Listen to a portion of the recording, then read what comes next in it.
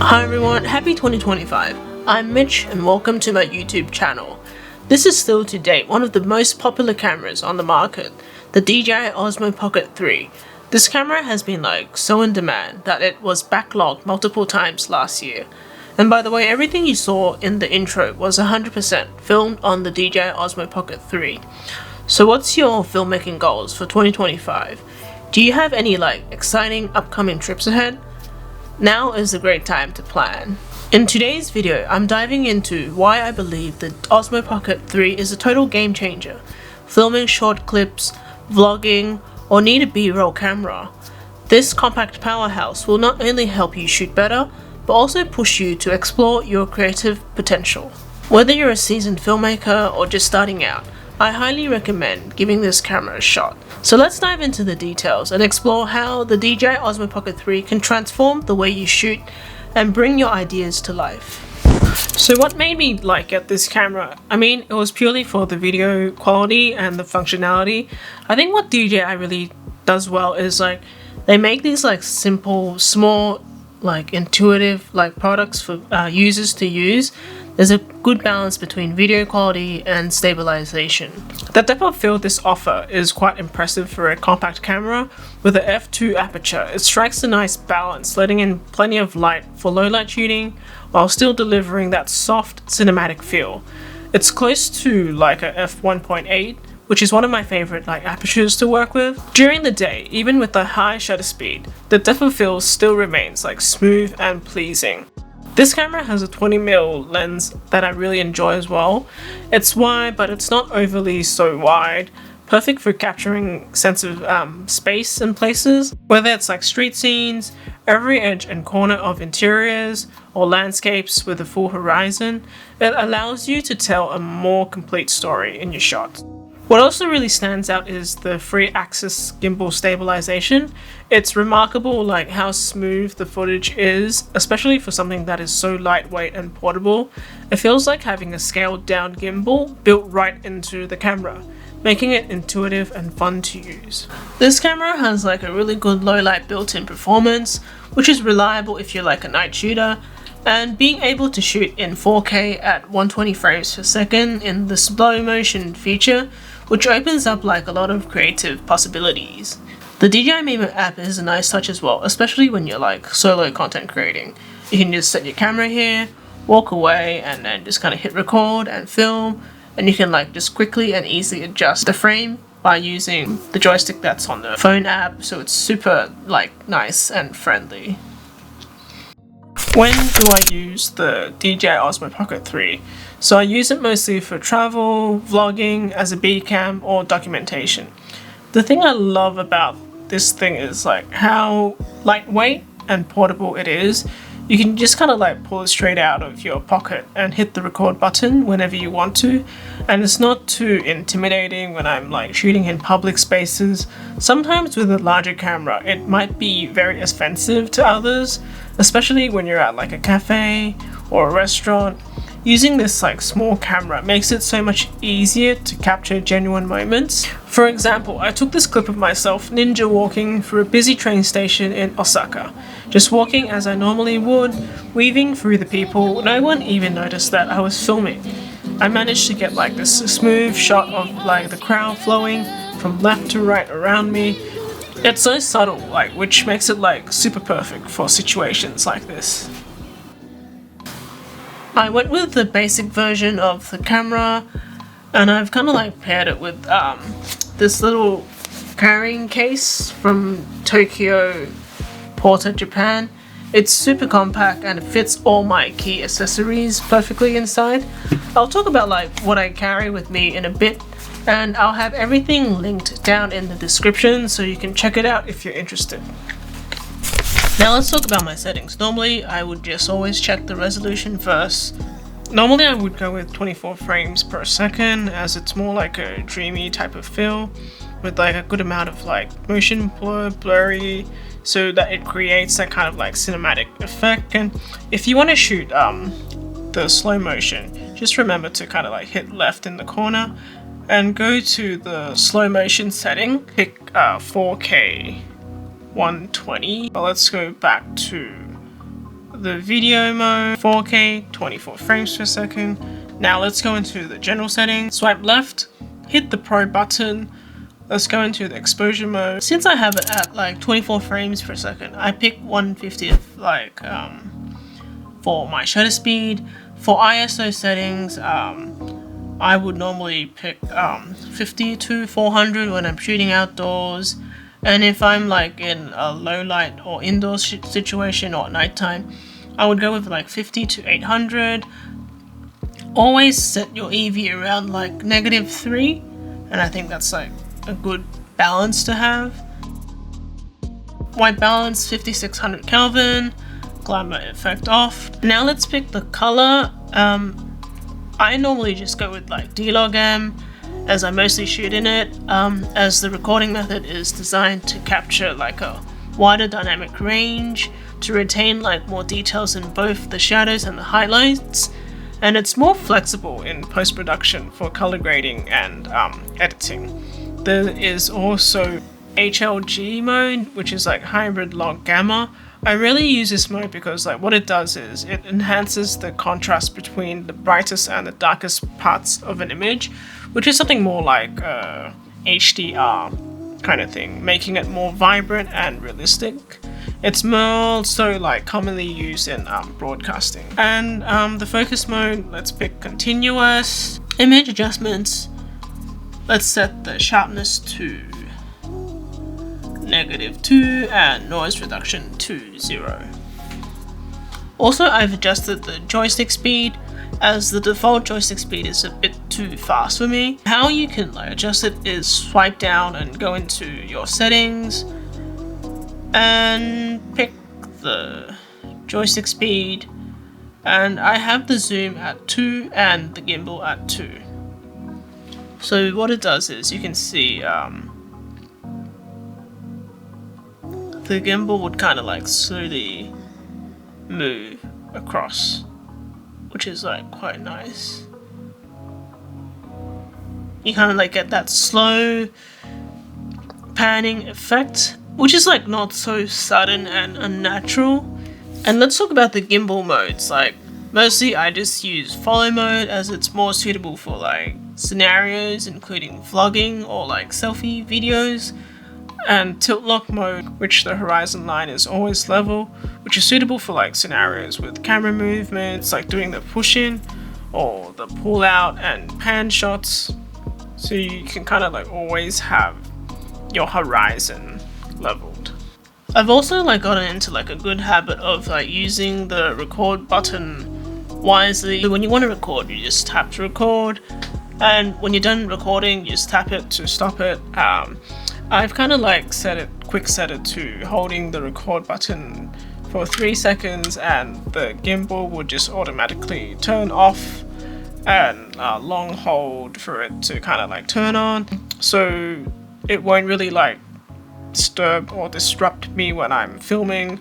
Because the default setting, when you flip it to a vertical mode, a little message would kind of like pop up and say like if you want to continue to shoot in vertical, if not it'll just like switch off in 3 seconds. And always like just turn it off when you're not shooting.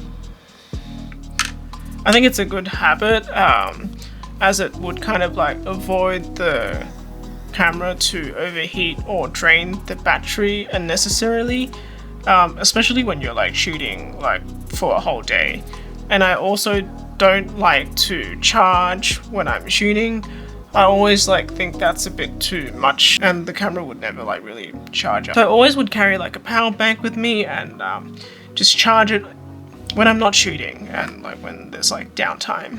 Something that I also really like is like the diverse variety of like filming cinematic angle, and I mean with that is the built-in features and the accessories that you can get to apply with the Osmo Pocket 3 is so versatile, and there's a lot going on, and once you get the hang of it, like it really opens up the way you shoot. There's the face tracking mode. What you do is it would automatically face detect you. What you have to do is just triple tap on the monitor and a green like box would appear, and it would like actively track the movements. Now I've got the face tracking on, It'll just follow me wherever I walk to. There's also the dynamic framing mode, which you kind of click in and select the position in the live view based on the rule of thirds using the joystick, and once you select that point, the camera will track on it. One other really cool feature that this camera has is the spin shot mode. You can spin it like 90 degrees or 180 degrees, depends on like what you're doing with it. You just pick 90 degrees, it'll spin to the left and your right 90 degrees.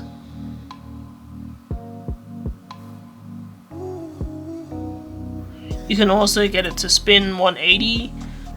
The lens would face forward and it's spinning like 180 degrees. Super useful when you're like doing zoom in and zoom out shots. So when you've like done a lot of like shooting and gone with like a lot of different modes and you kind of like want to recenter it, just double tap on the joystick and it would like simply like recenter. If you want the camera to kind of face you, you triple tap and it would kind of turn around and the lens would kind of like look into you. There's a slider on the side. When you tap once, you can zoom in, and when you tap again, it would allow you to kind of like move up and down. And when you long hold the joystick, it would lock the gimbal. Vertical mode and horizontal mode is super flexible. I just mostly shoot in horizontal mode, but if you want to do social media, you can kind of like flip it into vertical, but it's switched to 3K. Not sure why DJI hasn't enabled the 4K vertical feature, but there's like a little hack where you can just kind of like flip your camera like this and you can kind of like shoot in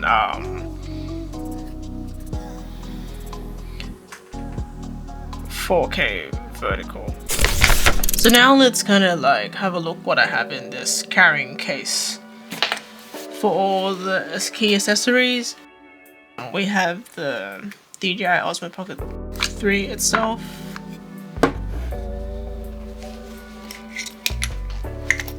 I have this magnet case. This is like a most commonly used accessory that's in the bag. So what you do is you slide the Osmo Pocket 3 in and you just close the case. Just make sure there's a clip sound, and there you go, you have it. You can kind of like stand it on the table, and if there's any like magnet surfaces or like metal surfaces, you can like stick it on and get some like really nice shots. The second accessory I have is this USB-C plate. It's got a quarter thread at the bottom and a USB charging in. So basically what you do is you just clip it on. DJI has one of these products as well, like it's like a little holding grip. I didn't feel like I needed to get that, but what I really needed was to have the quarter thread at the bottom so I can kind of like screw in and mount other things onto it. What I have next is a little tripod, and you screw it in like that, and then you can kind of have it like standing on like a stable tabletop surface. And next we have in the bag is one of my favorite like accessories, is the magic arm. How I would use this is just clamp it onto like any surface where you want the angle to be, and for this instance let's just like clamp it to the table.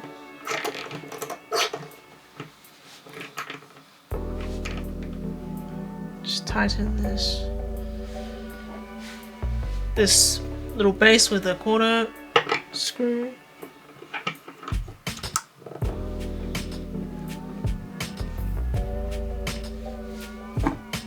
And next you just kind of like